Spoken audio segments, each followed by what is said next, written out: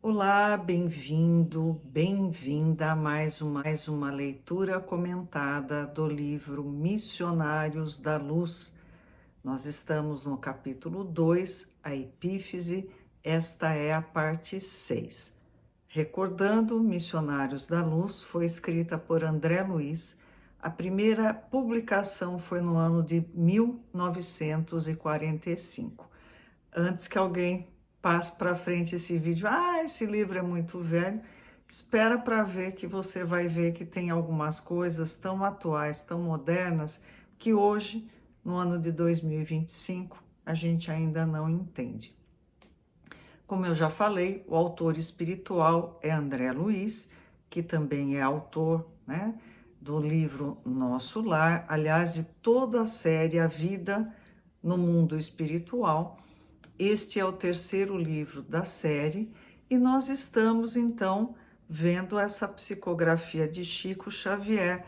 Se alguém tiver curiosidade, eu estou lendo essa edição, mas não tem diferença, né? Tanto faz, desde a primeira até a subsequente, é só feita uma atualização da escrita da língua portuguesa. A mensagem continua sendo exatamente a mesma.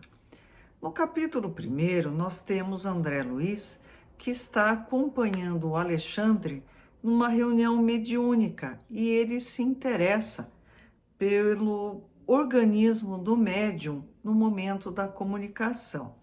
Por que ele se interessa por isso? Porque ele foi médico na última encarnação e ele gostava muito de medicina.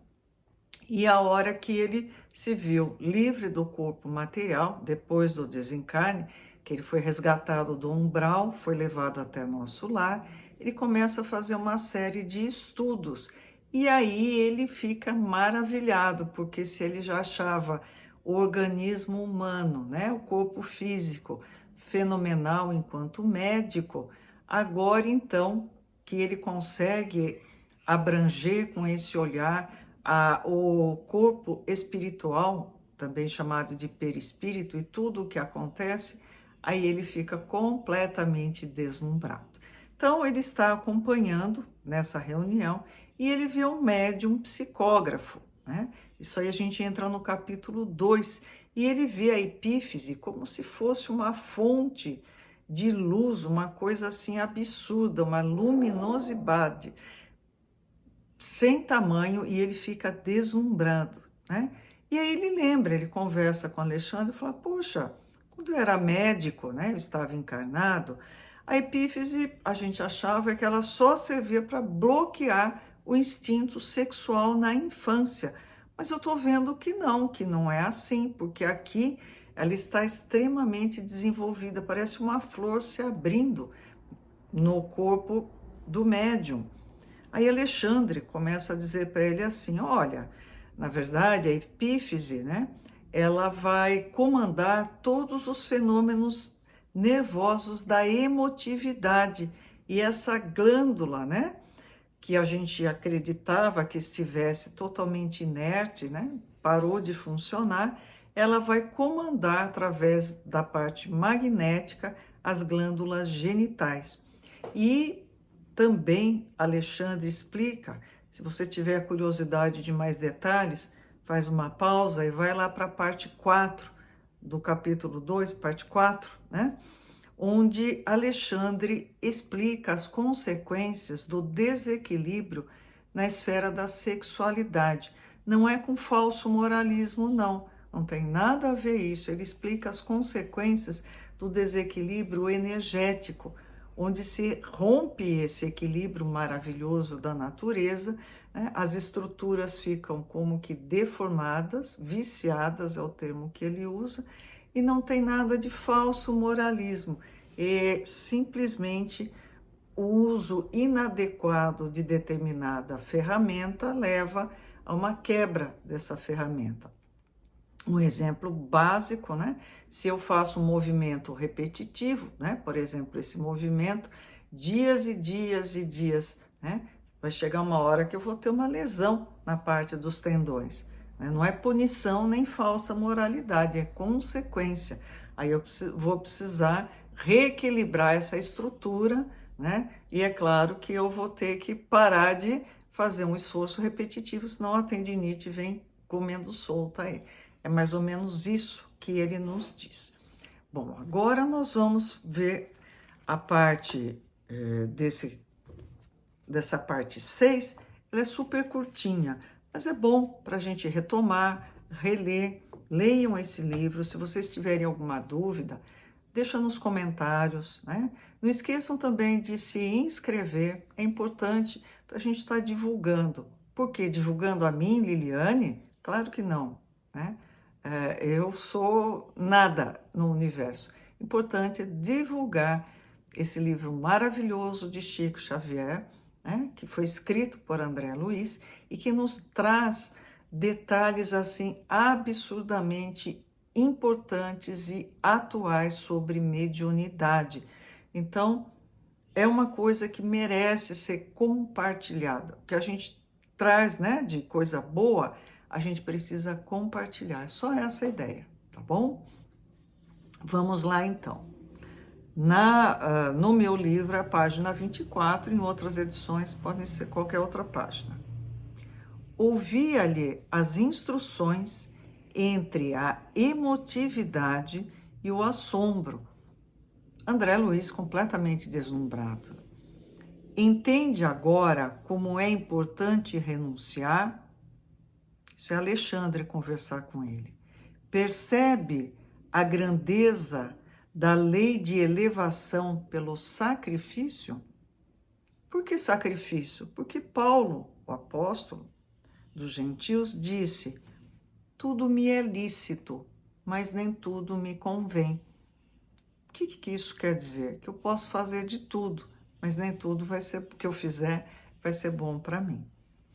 A sangria estimula a produção de células vitais na medula óssea. Antigamente era muito comum, um dos tratamentos da medicina pegava, né, tirava o sangue da pessoa e aí você estimulava a produção de novas células. Ele diz que a sangria estimula a produção das células na medula óssea. A poda oferece beleza, novidade e abundância nas árvores. Então, todo mundo que gosta de planta, tem planta, sabe a importância de periodicamente você estar podando para que ela venha com mais energia, com mais vigor. O homem que pratica verdadeiramente o bem vive no seio de vibrações construtivas e santificantes da gratidão, da felicidade e da alegria. Não é fazer teoria de esperança, é princípio científico, sem cuja aplicação na esfera comum não se liberta a alma descentralizada pela viciação das zonas mais baixas da natureza. Então, assim, resumidamente, ou nós nos libertamos, né, dessa faixa vibratória muito baixa, que é da sexualidade mal exercida, viciada, abusiva, né? Ou nós vamos continuar sempre nessa faixa aqui, ó. A gente pode estar aqui, para que a gente vai se contentar, né? Nós temos,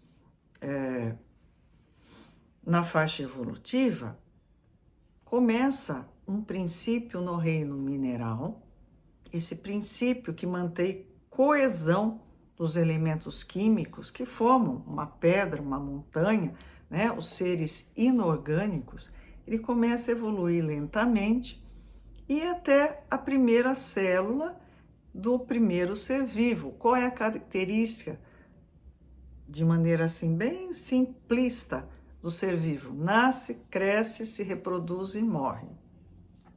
Então, esse princípio que mantém as células agregadas, os elementos químicos, ele é mais intenso no reino vegetal, vai se desenvolvendo desde o reino da célula, do organismo, perdão, mais simples até o mais complexo.